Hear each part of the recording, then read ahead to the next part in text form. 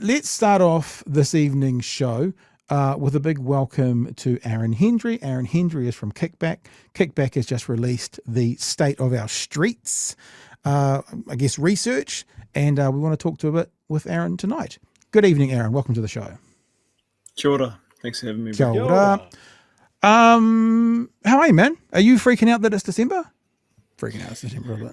Yeah, look, I can't even believe it's December. This Christmas is coming at us like a train, right? For people who don't know, talk to us about Kickback. What is Kickback? What it's about? Who runs it? What is the purpose of Kickback? Yeah, look, Kickback's a youth development organisation that's focused on responding to youth homelessness. We started, my wife and I kind of kicked us off. It kind of came out of a lot of conversations we were having with a lot of our rangatahi, that there were just some real key gaps for young people experiencing homelessness, and there needed to be a lot more work done. And so, look, we got kind of three key aims, which is one, innovating. Where are there gaps in the system? How do we innovate for change and try to do something different for our rangatahi and our tamariki? We do a lot of work around education, trying to ensure that there's a wider understanding around youth homelessness within our communities and supporting other community organisations to serve them better. And then advocacy, doing this kind of work where we're actually educating the wider public and putting pressure on the system to try and create some change. Now, we got a press release over the weekend where you guys were saying we're doing the State of the Streets.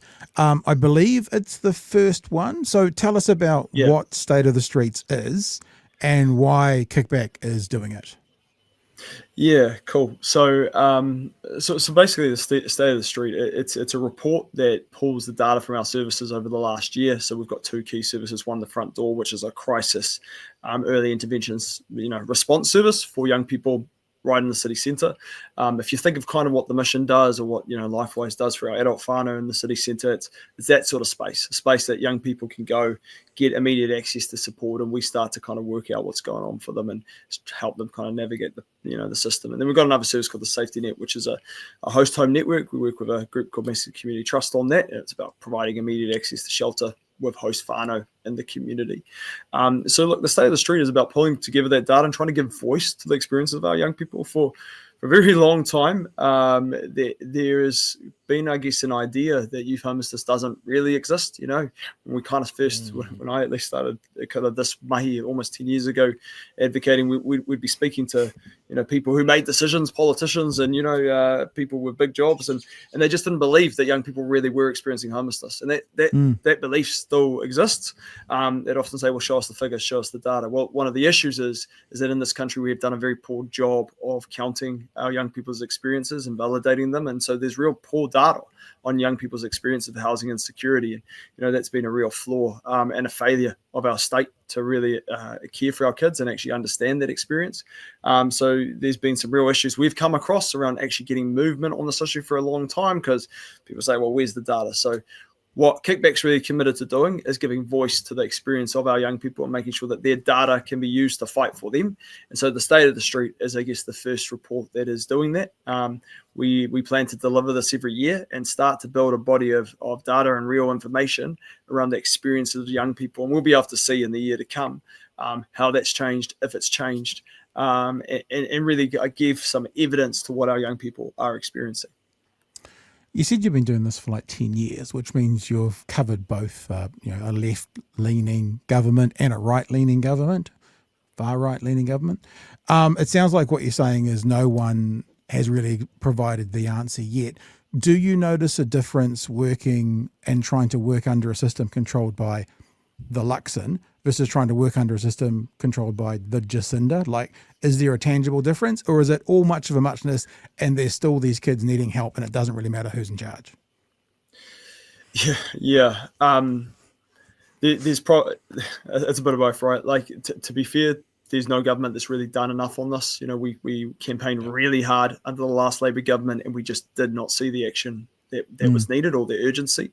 And, we had the same situation, very similar situations, where young people were going into work and income, being denied support, and being, turfed out onto the street. Now that happens to a much larger group of people, but it was happening to young people under the Labour government. There was a lot of work done to try to get some change and shift under the last government, specifically with the Greens, and Marama Davidson, we have to acknowledge her. She really fought for our young people and pushed really hard to see some sort of change. And we started to see some real small wins. We saw $20 million, about 60 mil, I think, over it all go to kind of funding youth housing services. We started to see some short changes around the emergency housing system. And, for a time before 2020, if you're a young person needing access to emergency accommodation, you didn't get it. So there was a lot of advocacy that came from the community to kind of push that forward. And it was after that first lockdown where basically young people were completely excluded from the government's, crisis response. And we had kids sleeping in graveyards and in cars and in the bush. And they all came out after that first 2020 lockdown. But we pushed really hard to see some shift and change after that. So there started to be some small steps forward. Under this government, I would say almost all the kind of key gains that we had feel like they've been torn apart. And we've seen some real significant decisions that have escalated the crisis. So I remember having an interview very early on around some of the changes we were seeing and being asked, is this going to make things worse? And my thoughts were, how could it be worse than it is right now? Because it was bad, and I don't want to sugarcoat that. But it has gotten worse, right? And some of those policy changes we can point to, and you probably talked about some of them or aware of them. The emergency accommodation change was huge, right? So previously, we were able to get young people to emergency accommodation fairly swiftly, pretty quickly. We still had this issue with working income, where it doesn't understand our young people and they get discriminated against fairly regularly. But we had escalation points within working income. We could escalate that and we'd get them into support. Literally the week after the decision, we had young people being left on the street who just could not get that support. So Kainga Order, the eviction policies that have been put in place, we've seen more kids sleeping on the street as a result of that policy. Their whole whānau being turfed out, and then the kids being on the street also. The welfare system has become a lot more toxic and a lot more dangerous. Really hard for young people specifically. When they're getting sanctioned, it becomes a real barrier to them being able to get shelter, and often getting those sanctions off without an advocate or support is really, really hard for them. And then just in general, look, there's a lot of funding that's just been pulled out of the community, and that means there's less capacity to actually respond to our kids and support them. Yeah. It sounds like what you're saying is something we've heard from many people working sort of with vulnerable groups, is that no government's really solved it, but this government is rocket fuel. That's what we've heard time and time and time again. Chewie, sir, jump in. Oh, I'm just mulling over the full court press that you described. The benefit sanctions, the being probably a lot of these kids I would assume are having trouble at school as well, being excluded from school, and not having emergency housing available, and then the thing that we have set up to be a safety net in people's lives doesn't want to talk to them because they don't fit in the standard mold of who they would help, is an incredibly depressing thing to sort of roll around in my head. I did see a comment earlier that even just the phrase youth homelessness shouldn't exist in a country that is supposedly part of the I hate this term, first world, and that it's getting worse. That's horrible to hear. No, and for a long time, sorry, go. Oh, I was just going to say, a couple of months ago there was a piece that came out that was, I guess, quite a long-term study that, and I'm not even sure if it was from here or from overseas, but it was the single most effective thing that we could do for someone in that situation is provide stable housing. Like, that's block number one of putting someone back on the right track. Would you agree with that? Yeah. Look, fundamentally, a lot of the big conversations that we're having about young people in this country come down to housing insecurity and homelessness. If we're talking about education or, crime or healthcare or mental health, at the most extreme edge, where our young people are suffering the most and where they're turning up in those statistics that everyone's concerned about, often when you go deeper and you understand what's actually happening with them, it's housing insecurity, it's homelessness. And so if we can deal with housing instability in this country and homelessness, and for our rangatahi, for our tamariki, we will see change across all of the things that our government and our wider, people within New Zealand are concerned about, right? So, stability, safety. How can you think about doing well at school? How can you think about even going to school? How can you think about, getting a job and, getting off the benefit if that's what you're trying to do? How can you think about any of that stuff when every day you're unsafe? You don't know where you're going to sleep tonight. You don't know what, whether, you're going to be here tomorrow, what you're going to eat. Those questions are going through their heads all the time. And I remember talking to one of our young people recently, and they shared about how, look, it is hard work. It's almost a full-time job experiencing homelessness. Whole life is kind of focused on that survival of what next? Where do I go? How do I live? How do I eat? Where am I going to stay tonight? Are those around me safe? Am I going to be safe? Like, we can't even begin to have a conversation around supporting young people into work, or education, or fixing our mental health numbers, or anything, until we have a serious conversation around ending youth and child homelessness in this country.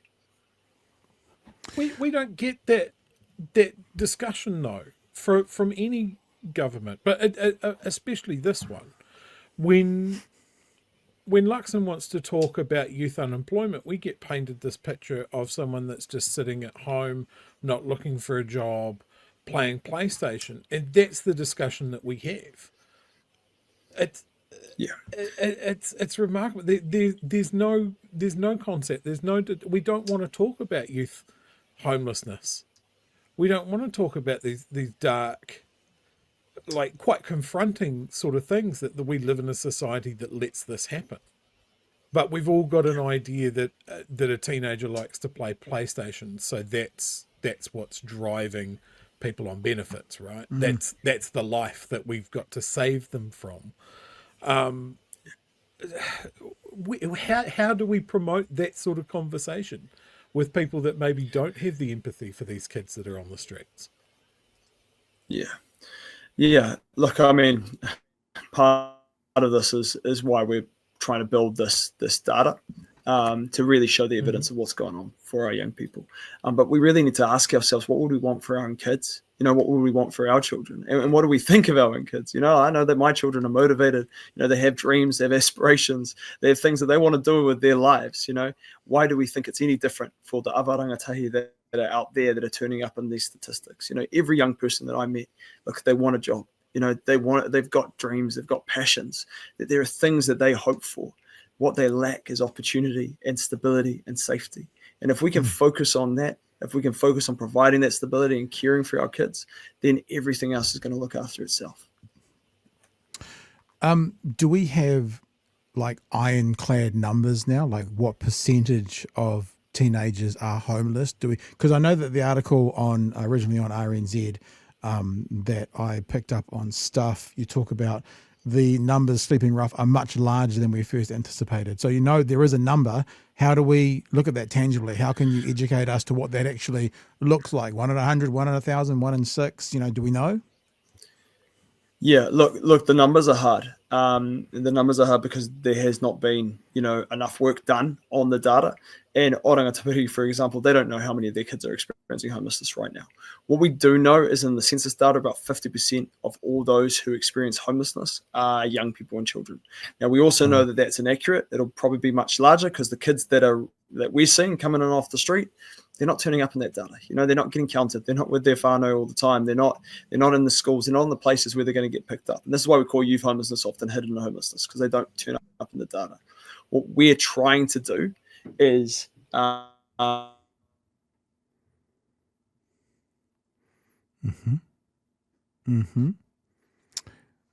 we'll get Aaron back in a second.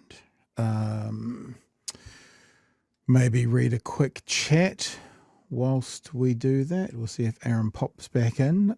Joe says going back to the 18th century is the way forward, apparently. JC and the Pigeon Cats says, and every article about homelessness has that commentator saying it's a choice, FFS. Such a sad mentality. And you can Peter says the coalition of chaos finally no constituency for compassion. Sorry, Chewie. Oh, the people saying that it's a choice. Give it a real choice. Like, turn around and go, do you want to live on the streets or do you want to live in a house? Yeah. Like, who's making that choice? I guarantee you these kids aren't. I was watching CNN the other day, and they were talking about, being some topic around being poor, and one of the commenters said, "People are sick and fucking tired of men wearing Rolexes telling us about what poor people should do." And I was just like, oh, how true that is. And I wonder if the same could be said in this kind of conversation.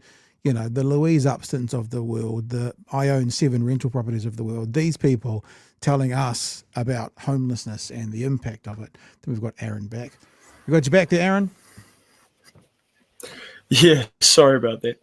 That's all right. I'm not sure what happened. I can't remember exactly. We were talking where about data. Is that right? Yeah. Well, I was going to ask you one more question then before we wrap up. You know, the government's announced this this new legislation around 18 and 19-year-olds having to be under their parents. What is that going to do when it comes to homelessness and poverty amongst teenagers? Yeah, look, we're really, really concerned about that. That is potentially going to put a lot of young people at a lot greater risk. There's a group of young people that will just not be able to return home. And there'll be a range of reasons. When they first came out, we spoke to our young people about this, and there was huge concern around our Rangatau community. And I spoke specifically to young people that said, look, we feel like the Prime Minister's bullying us. Like, why are they doing this? You know, for some of those young people, their whānau just financially can't afford it. You know, I spoke to one young man, his whānau are up north. They are not living together because they just cannot afford to, you know, and they're struggling. They've got a good relationship, but it's just not going to work. There's no way in the world he can go back up there. He's going to be without an income. He is trying really hard to find work, and probably what will happen is if he can't build the support network around him, he's at risk of being on the streets, right? For others, there's going to be a real perverse incentive where some young people who need to leave home because they're not safe may be afraid to do so and stay in abusive or dangerous environments because they cannot get access to resources. Others will just flee and end up in more dangerous situations because they can't pay rent and they can't look after themselves and they'll be exploited. And others will end up on the street. It'll have a huge impact on young people's mental health and their overall well-being. It's going to create a greater divide between those who are already struggling and those who probably didn't need it anyway. But that group that we're most concerned about, look, they are going to be at very, very extreme risk. So look, we're really disappointed in and it doesn't seem to really have much logic to it. Yeah. You also then get the flip side of that was you don't know how you can trust your data because then people start lying because they don't want to tell the truth because they don't want to be cut off. It's a classic example about people on a benefit who are in a de facto, but they have to lie because if they get pointed as a de facto, then they can't afford to live anymore. And like these punitive things these governments do, all governments have done, that's under Labour as well, that then it causes people to have to be dishonest, and then they get caught out, and then they get pointed to as these guys taking advantage of the system rather than just starting with how can we help?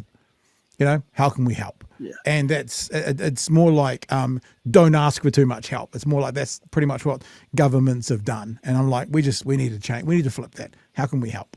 And go from there. Yeah, totally. Yeah. Okay. In our data over this last year, I think about 8% or so were 18, 19.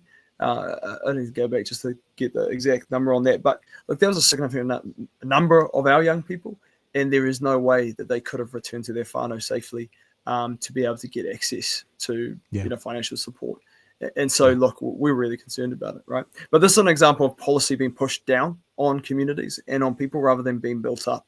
And this is what we're seeing a lot, especially with Rangatau policy and Tamariki policy at the moment, is that there's a lot of decisions being made up here from a group of society that just have no understanding of what is going on for our kids and our most vulnerable kids, right? Our most structurally marginalized kids. And these policies are doing real harm.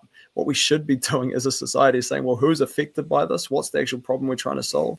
And go to the communities that it affects, have that conversation and build the policy from the ground up. And it's just not happening at the moment. Aaron, if people want to find out more about work you guys do, are you guys a registered charity? What the work you're trying to do? Yeah, we're a registered charity. I mean, you can find us. We're probably most visible on Instagram and Facebook. You can find us there, Kickback or Kickback Make Change. We also have a website, kickbackmakechange.org. It's a bit old and naff at the moment, but we're updating that. thanks for what you're doing. Thanks for jumping in and joining in tonight.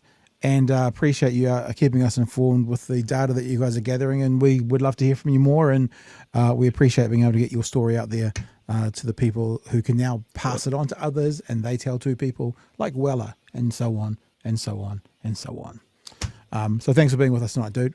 Be safe. Have a good Christmas. And Awesome. appreciate Thanks, the work. Matt. All Cheers. right, all the best. Cheers, mate. Thanks.